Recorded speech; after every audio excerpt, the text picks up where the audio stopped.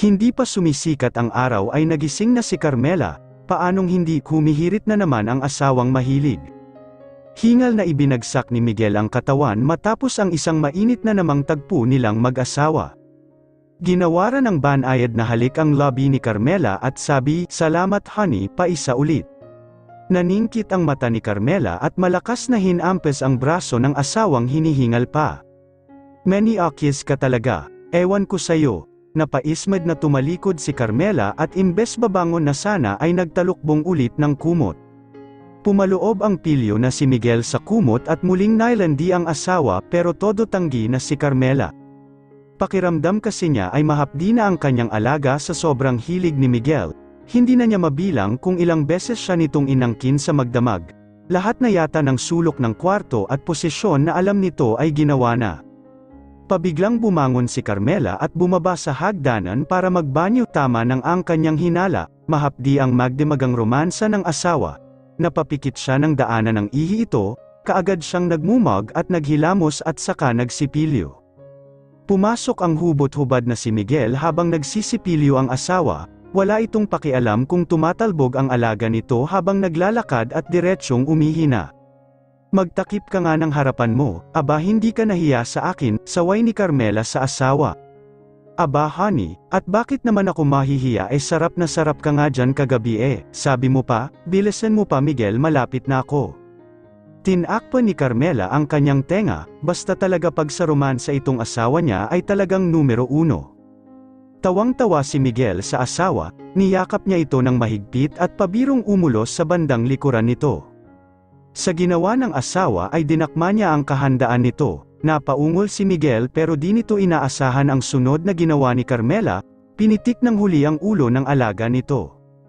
Napalundag si Miguel sa ginawa ng asawa pero imbes na mainis ay hinuli ito at kinarga, binitbit at inilagay sa sofa sa sala, kaagad niyang hinuberan ng short ito at ibinuka ang mga hita. Muling nagtampisaw sa kandangga ng asawa si Miguel, at nang matapos ay hinalikan nito sa puno ng tenga sabay bulong, "Yan ang parusa mo dahil ginalit mo ang dragon." Kinagat niya ng marahan ang balikat nito na parang isang vampira, at saka hinugot ang kahandaan sa alaga ng asawa. Hinawakan ni Miguel ang kamay ng asawa at muling iginiya papuntang banyo. Kailangan nilang maligo dahil amoy laway niya na ang asawa. Magdamag ba naman niyang sambahin ang katawan nito? Wala siyang itinirang parte ng katawan nito na hindi niya din ilaan. Nagmistyela siyang isang sawa na nilalawayan muna ang pagkain bago lamunin ng buo. Hindi naman siya ganito sa mga naging fling kahit pa sa California. Talaga lang nasarap siya sa batang-batang asawa. Hinalikan uli ni Miguel si Carmela habang nakatalikod ito at nagbabanlo sa katawan, ang kamay niya ay abala sa paghimas sa alindog nito ngunit pinalo ito ng asawa. Tumirik ang mata ng lingunin ni Carmela ang asawa, aba, ang Hudyo, ang laki ng ngisi at itinuro ng nguso nito ang galit na naman nitong alaga. "Mahapdi pa Miguel pagpahingahin mo naman ako, hindi pa nga tayo kumakain sa Gotham." Nakonsensya naman si Miguel sa sinabi ng asawa at niyakap ito, hinalikan ang tuktok ng ulo at saka pinatay na ang shower. Kinuha niya ang tuwalya at pinunasan muna ang sarili bago si Carmela. Binalot niya ang asawa at kinarga ito pagkatapos. Pinaupo niya si Carmela sa sala, siya na ang maghahanda ng almusal. Nakataas ang kilay ni Carmela nang magsalita, "Marunong ka bang magluto Miguel?" tanong sa asawa. "Siyempre. Nag-aral ako sa California at walang katulong si Tita Helen, kaya natuto talaga ako sa kusina," pagmamalaki ni Miguel sa asawa. Fried eggs, sinangag, hotdog at longganisa ang niluto ni Miguel, may isang basong gatas para kay Carmela at coffee naman kay Miguel. Magana silang kumain lalo na si Carmela na halatang gutom. Kukunin sana nito ang kape ni Miguel nang ilayo ng una ang mug sa kanya. "Honey, huwag ka nang uminom ng kape.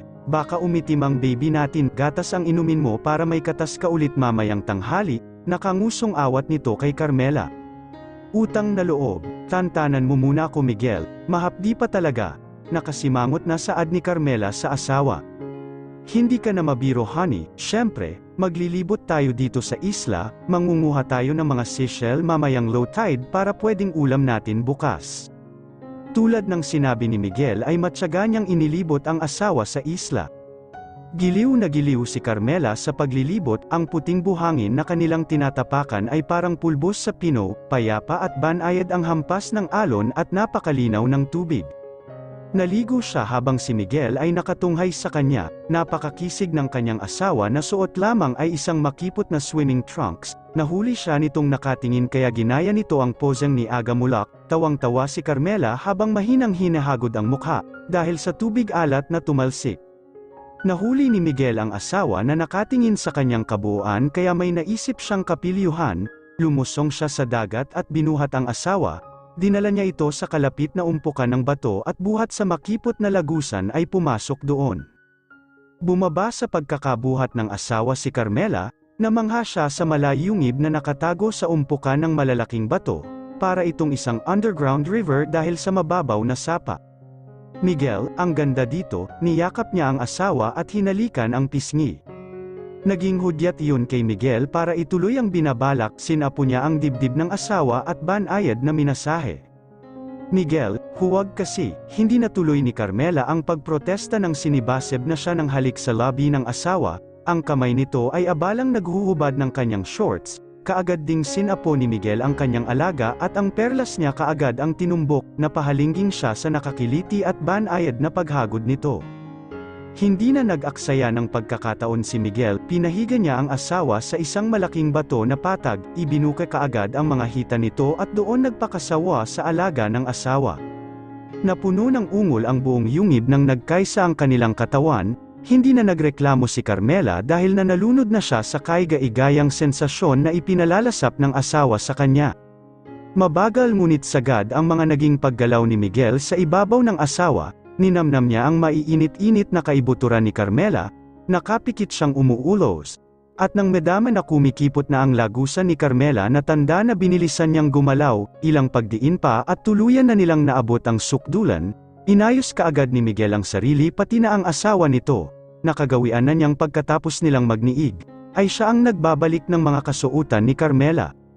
I love you honey, hinalikan ni Miguel ang tuktok ng ulo ng asawa. Niyakap din ni Carmela si Miguel bilang tugon, kunot noon naman ang huli sa kawalan ng sagot ni Carmela, hindi mo naman ako mahal Mrs. Sa tuwing nag-I love you sa'yo, wala man lang I love you too, napanguso ito. Huwag ka nang magtampo kasi, hindi ako sanay kaya ganoon, ikaw sanay na sanay, kasi naman ang dami mo ng karanasan. Samantalang ako ikaw lahat, mula sa halik at sa alam mo na, nakayuko ng tugon ni Carmela. Talaga honey, ang swerte ko. Ano, ako lahat ang una sa'yo. Hindi man ikaw ang una sa akin. Pinapangako ko na ikaw na ang magiging huli kong mamahalin. Hindi na ako lilingon sa iba, madamdaming pahayag ni Miguel sa asawa. Kinuha nito ang mga kamay ni Carmela at inilapat sa tapat ng kanyang dibdib. Narinig mo yan honey, ikaw lang ang tinitibok niyan. Napangiti si Carmela sa gawin ng asawa, swerte siya kung gwapo at matipuno ang asawa. Napakalambing at maalaga pa ito sa kanya, naiisip niya minsan kung ano ba ang ginawa niya para mahalin siya ng isang Miguel Jimenez, wala naman siyang maipagmamalaki, hindi naman siya kagandahan at galing pa sa mahirap na pamilya. Tinulungan ni Miguel na tumayo ang asawa at dahil low tide na, ay namulot na sila ng seashells na pwedeng ulam para bukas. Kinagabihan ay ulam nila ang mga seashells na pinulot sa dalampasigan kanina. Nakakakuha pa nga sila ng ilang alimango na siya namang niluto lang nila sa pamamagitan ng pag-steam. Napaka-maasikaso ni Miguel sa asawa, dahil siya na mismo ang naghimay ng mga ulam para sa asawa. Open your mouth honey, isinubo niya kay Carmela ang laman ng sipit ng alimango, at saka kinuha ang mangkok na may sabaw at pinahigop ang asawa. Kailangan mo itong sabaw honey, para may lakas at katas ka mamaya sa romansa natin, kinindatan niya ang asawa. Kinurot ni Carmela ang asawa dahil hindi pa nga sila tapos ng hapunan, ay ang lambutsingan na naman ang iniisip, ang hilig mo talaga Miguel, wala pang isang linggo pakiramdam ko laspag na ako, umikot ang mata niya at antong hininga. Huwag mong sabihin yan honey, ang mga asawang hindi inaalagaan lang ang nalalaspag, aalagaan naman kita para tuloy palagi ang ligaya, ngiting aso si Miguel habang ang asawa ay masama ang tingin sa kanya.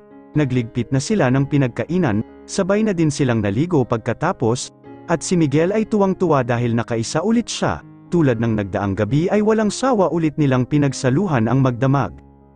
Sa mga sumunod na araw ay nalibot nila ang buong isla, at kung saan abutan ng init ng katawan, si Miguel ay walang kawalaang asawa.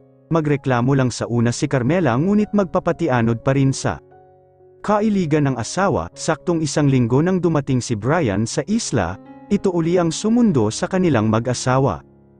"Kumusta na pare, mukhang sinulit mo yata si Mrs. A." Salubong ni Brian sa kaibigan, bumaba muna ito ng chopper at saka pumasok para mananghalian.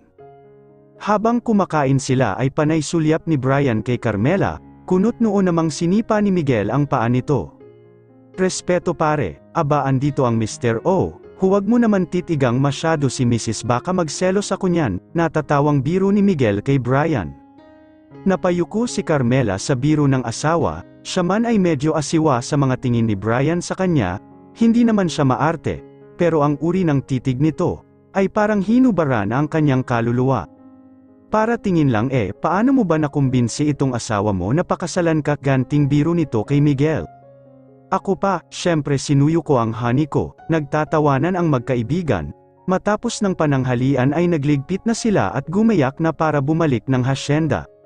Medyo kinakabahan pa rin si Carmela nang sumakay ng chopper, pero nawala iyon nang yakapin at hagkan siya ng asawa sa kanyang ulo. Napangiti ang kanilang piloto at napailing sa pagiging clingy ni Miguel. Nakatulog ulit sa biyahe si Carmela katulad ng dati. Pagdating nila sa hasyenda ay hindi na bumaba si Brian. Sinalubong ng mag-asawang Jimenez ang mga bagong dating, nagmano sa mga ito si Carmela at si Miguel. Malaki ang ngisi ni Senyor Oscar sa anak na tila nanonukso. Napailing naman si Señora Hilda sa mag-ama niya. Napayuko si Carmela sa kamestahan ng biyenang lalaki at asawa. "Kumusta ang honeymoon anak, may laman na ba?" Hindi na naipagpatuloy nito ang tanong ng kurutin nito ng esposa. Pinanlakihan ng mata ng ginang ang asawa at inginuso ang nakayukong si Carmela. Kaagad niyakap ni Miguel ang asawa, hinagod ang likod nito at bumulong, "Huwag ka nang mahiya Johnny. Natural na gusto ng mga magulang ko na magkaapo," lamang niya sa asawa. Pumasok na sila ng mansion at umakyat kaagad sila sa kanilang kwarto. Inayang maligo ni Miguel si Carmela, alanganin pa ang una ngunit nagpatianod sa gusto ni Miguel. Hindi nga nagkamali si Carmela, humirit pa ulit ang asawa ng hindi lang 1 kundi 2 beses, muli ay napuno ng ungol at mahihinang daing ang banyo. Imbes na bumaba para magmeryenda, ay nakatulog si Carmela pagkatapos ng nakakapagod na gawain sa banyo. Pagkababa ni Miguel ay napadaan siya sa sala at doon inabutan ang mga magulang. Pinanlakihan siya ng mata ng ina. "Anak, pagpahingahin mo naman ang asawa mo, halatang masyado mo siyang pinagod sa buong linggo." Sermon ng ginang sa anak na hindi mapawi ang ngiti sa mga lobby.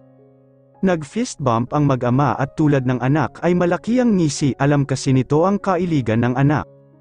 "Hay nako Oscar, akala mo hindi masakit sa katawan ang ganyan? Nako, ganyang-ganyan ka noong bago tayong kasal." "Aba, ihilang yata pahinga ko noon." Pagpapaalala nito sa esposo. "Hanggang ngayon kaya ko pa naman, gusto mo subukan natin?" Hagalpakan pa ng tawa ang mag-ama. "Hindi ka na nahiya, magkakaapo na tayo sa malaon at madali pero ang hilig mo pa rin," reklamo ng ginang. "Kaysa naman sa ibang kondo nga nako magtampisaw, kaya hanggang kaya pa ay sige lang ng sige." Nakakalokong asar nito sa esposa. Binalingan ni Senyor Oscar ang anak at naging seryoso. "Kaya ikaw anak pwede mong sulitin ang asawa mo pero noon ka na mag-isip na tumikim pa sa iba. Sa buhay ng mag-asawa, tiwala ang pinakaimportante. Kapag nagloko ka, masisira ang tiwala ng asawa mo. Iyan ang pakaingatan mo. Nalagpasan na namin ng mami mo ang minsang pagsubok na iyon. Pero katakot-takot na panunuyo ang ginawa ko para maibalik ang tiwala niya sa akin. Mabait ang asawa mo, aalagaan mo siya ng maayos. Iparamdam mo palagi sa kanya ang kanyang halaga." Mahabang paalala ng ama sa anak. "Yes, Dad," si Carmela na ang huling babaeng paglalaanan ko ng pagmamahal, seryosong tugon ni Miguel sa ama. Masayang naghapunan ang mag-anak kinagabihan, at kasali pa nila si Mang Benigno na sadyang pinatawag ng balae nito. Kumustahan ang mag-amang Benigno at Carmela, niyakap ng una ang anak, dahil unang beses alay sa piling ang anak nito ng medyo matagal. Nagagalak na tiningnan ni Miguel ang asawa at biyenan, kahit napayak ang pamumuhay, ay nakita niya kung gaano kamahal ng biyenan ang kanyang asawa, kaya ipinangako niya sa sarili na tutumbasan niya ang pagmamahal nito para sa kanyang asawa. Matapos ang hapunan ay nag-usap ang magbalaeng Oscar at Benigno, si Señora Hilda naman ay maagang nagpaalam, para magpahinga na sa kwarto nilang mag-asawa. Nagpaalam na din ang bagong kasal sa kanilang mga ama na aakyat na para magpahinga. Nagtawanan pa ang magbalae nang hindi natanaw ang mga anak. Napakamot sa ulo si Senyor Oscar nang tiningnan si Mang Benigno. Balae, mukhang mapapaaga ang pagiging lolo natin ginagalingan na ng anak ko na makabuo kaagad sila ni Carmela mo. Nahihiyang biro ni Senyor Oscar sa balay, mas mainam nga yun Senyor Oscar, sang-ayon ni Mang Benigno. Aba, magtatampo naman ako sa pa-senyor mo balae, tawagin mo akong balae, para ano at pumayag kang maging manugang ang sutil kong anak, natatawang saad ng amo sa katiwala. Ayaw ko lang na ituring akong iba ng kapwa ko katiwala. Nitong nakaraan ay nakarinig ako ng panunuya ng ibang tauhan, pinuntirya nila ang anak ko dahil pinili ng pakasalan ni Miguel ang aking anak, seryosong sagot ni Mang Benigno. Nako, hayaan mo ang mga dalahira bala noon pa man ay mainit na ang dugo nila sa inyong mag-ama. Hindi ka na nasanay, pero kapag may narinig ka pa ulit na naninira sa iyong anak ay sabihin mo sa akin o di kaya kay Miguel. Siya nga pala, utusan mo si Pisyo na magpunta dito bukas at may ipag-uutos ako. Matapos ang usapan ng magbala ay nagpaalam ng uuwi si Mang Benigno, sa kanyang daan pa uwi ay nakasalubong niya ang panganay na anak ni Mang Artemio, lasing ito kaya umiwas siya na makasalubong ito. Kita mo nga naman, ibebenta ang anak sa amo para di mapalayas at masigurong hindi mapalitan sa pwesto, puy, sip-sip, hik-hik, ang panunuya ni Patrick kay Mang Benigno, pasuray-suray itong naglalakad habang may hawak na gin sa kanang kamay. Naroong titigil sa paglalakad at tutungga, nang wala nang natira ay itinapon na kung saan ang basyo ng alak, hindi na pinansin ng huli ang lasing, marami talagang nainggit sa dumapong swerte ng kanyang anak, na isang iglap lang ay ikinasal.